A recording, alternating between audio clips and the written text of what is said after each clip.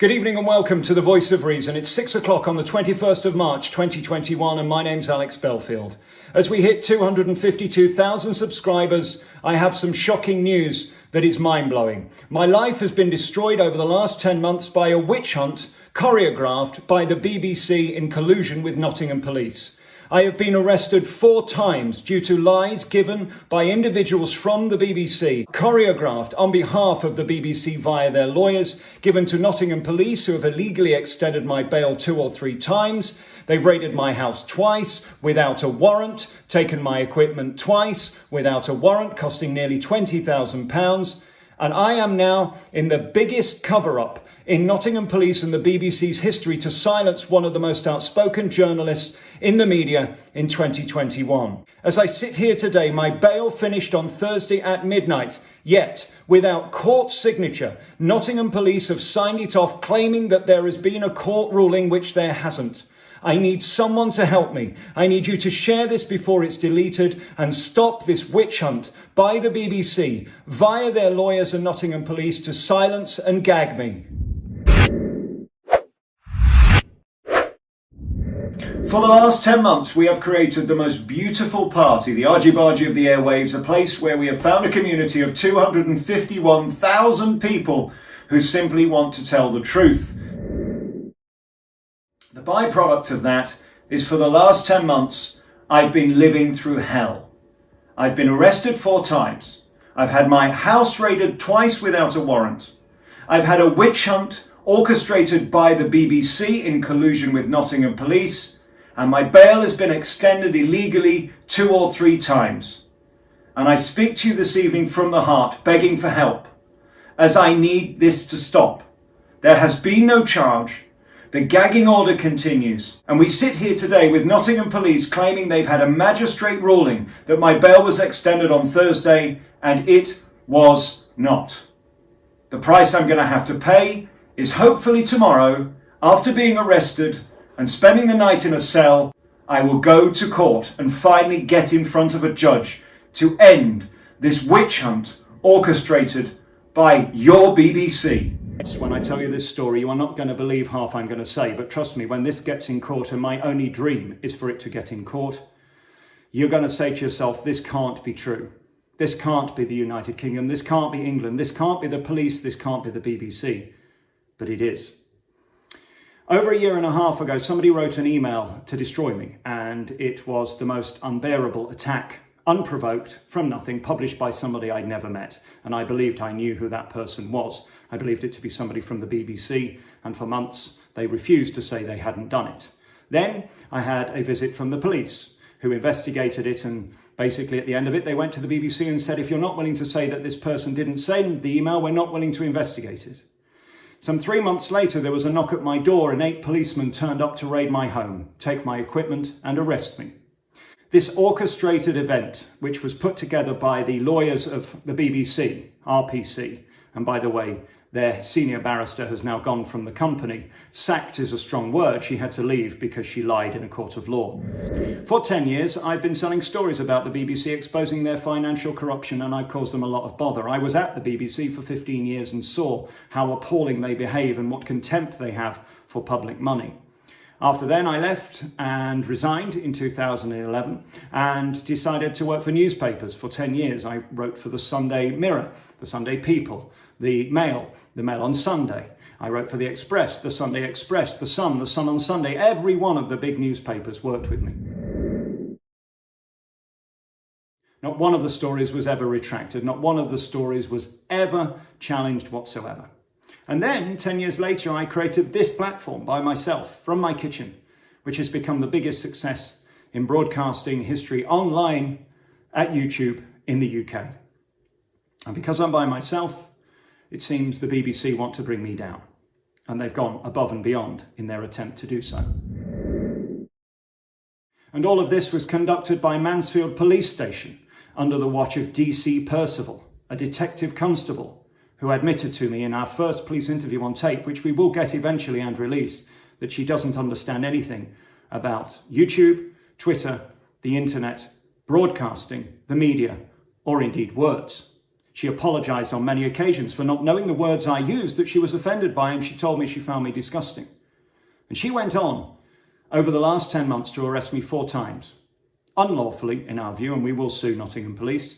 And just to let you know, Priti Patel and the Home Office is already aware of my case. Thank you to so many powerful, important and rich people who have been able to support me through this, to financially get through it, to psychologically get through it, and also to enable me to keep sane through the most insane period of my life. You have no idea how disturbing it is as a man who has never had any police interaction whatsoever prior to Nottingham Police coming on behalf of the BBC. To think your BBC have gone above and beyond to silence me, to get me off air, and a national broadcaster who works for them has tried to sabotage this channel twice by putting in 17 different requests to have videos taken down, knowing that you only need 3 to be successful and the whole channel is gone. That's what we're dealing with. We now know that the person who I believe to have written the email to destroy my life and career unprovoked did write it. He's admitted that to the police. He says he did it because I was stalking the person who published it. Yet the person who published it has confirmed in police interview that I'd never contacted him prior to that email being published. So therefore it was a complete lie. It was a sabotage. It was an unprovoked attack to destroy me, born out of bitter jealousy, in my view. And all of this after I was trying to sue the BBC. They arrested me for fraud. That's never been mentioned since, because 100% of that money was still in the account and has since gone to my legal team, led by Henry Branman, civilly, and Trevor Francis at Blackford's, criminally. Had it have not been for the support of you, there is no way I'd be alive today. Every time a car pulls up outside my house, I wonder if it's going to be them again. And they returned again in January to arrest me and raid the house, and still found nothing, and took away my equipment again. That's why I was off air for 4 days on the 12th of January. But DC Percival lied there too. She said she came to arrest me. She didn't. She didn't start her shift till 4 hours afterwards, yet she told Nottingham Magistrates Court that she arrested me at my home address. That's a lie. That didn't happen. Same way that yesterday when my bail ended, she says a magistrate ruled that my bail had been extended, but there has been no court case. Nothing. Yet she says it was extended by a magistrate. This woman is a liar. And this woman is obsessed and harassing me. She even text messaged me last Thursday to say, I'm going to take you to court. Text message me. Don't believe me? Here's the text.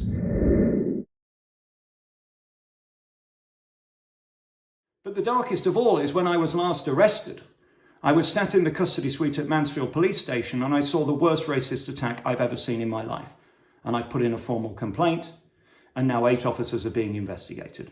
The mocking, the harassment, the bullying, the pure intimidation of a gentleman of colour, I don't know where he was from, was disgusting. And I said to my solicitor, who was sat next to me at the time, how dare they? She said, that's nothing. Now, I'm making this video today because it's an opportunity after my bail ended, although she claims it hasn't, DC Percival. Because once it's out there, I expect to be arrested again, and I hope to be in front of a judge tomorrow, and I beg all of the press to come to that hearing when I am taken in front of a judge for breach of bail that doesn't exist. In fact, why doesn't it exist? Because it's already been rejected by a court in January.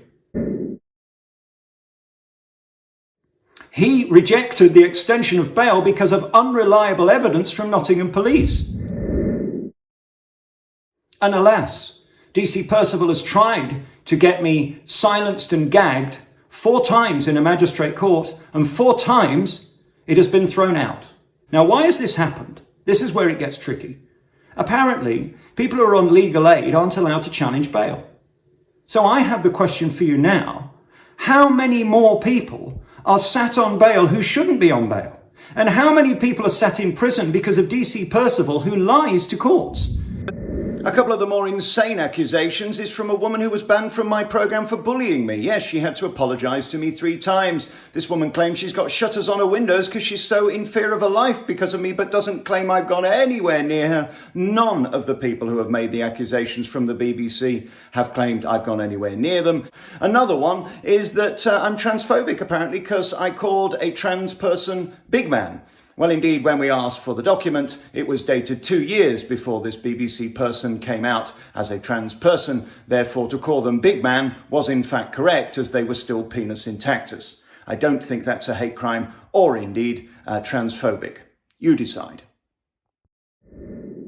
They've given FOI documents that are not true. They are different to the ones I was sent. They've falsified evidence.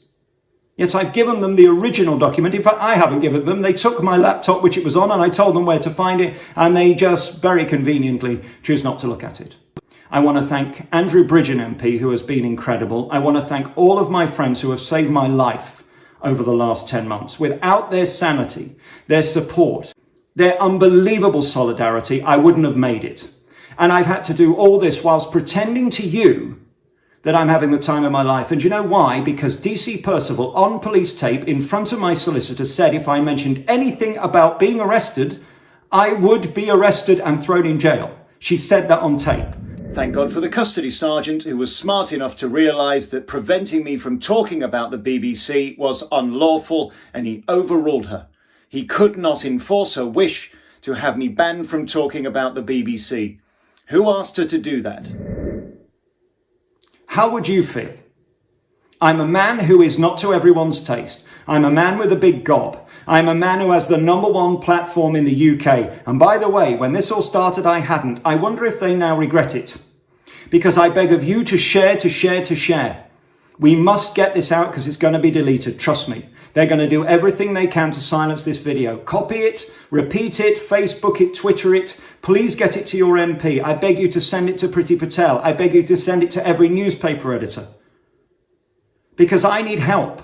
I am caught in the biggest shitstorm of my life through lies, deceit, and a witch hunt, being the biggest whistleblower of the BBC, and they want me dead. Be under no delusions. These people want me silenced, off air, and gone at any cost. That's national broadcasters, regional managers, national managers, local presenters, and friends of friends.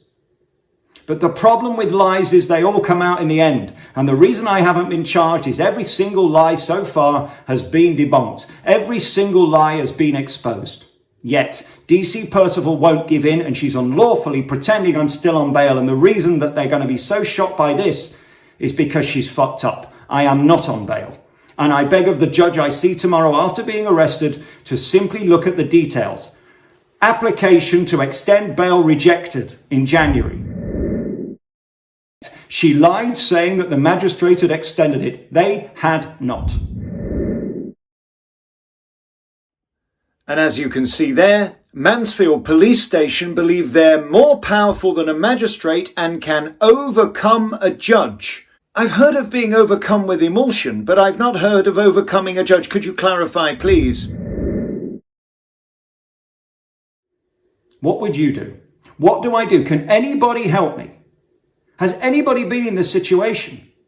Are you on 4 times signed off bail? I've never heard of this. There are mass murderers who have never been arrested 4 times, raided twice. This is a witch hunt. This is a setup. I don't know whether people are being paid or they're corrupt or stupid. And by the way, one of the bail terms is that I can't contact anyone at the BBC. Who would I want to contact at the BBC? FOI. Why do I want to connect to FOI? Because they're the ones who give me the stories. They have prevented my journalism and they know exactly what they wanted to do. And as if all of this isn't crazy enough, the same national broadcaster who tried to sabotage this YouTube channel twice decided to hire a private investigator. How do I know? Because I DM'd him and he was stupid enough to reply and confirm it. And indeed, this same PI is so clever, he decided to spend the last 12 months going to very famous and powerful people, telling them that I shouldn't have anything to do with them because I'm under investigation for some very serious criminal charges. Good luck with that in the defamation and libel court, both the person who hired you and you, because we've got the screen grabs. Well, we've had 5 NDA requests. Yes, 5 letters from this person's lawyer in the last few weeks demanding an NDA, a non-disclosure agreement to gag me and keep me silent.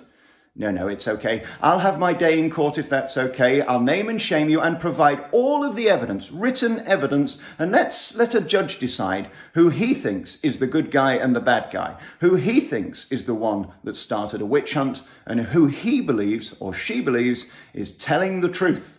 because the truth always outs in the end. Remember, this is how it works. I'm not being tricky. I'm not being sly. You have to have evidence to get a charge. And the fact that I've not got a charge is because there is no evidence. Be under no delusions. This woman's desperate to charge me. But here's the next problem. I want her to charge me because then we get full disclosure. Lie's always out in the end. You think you're clever.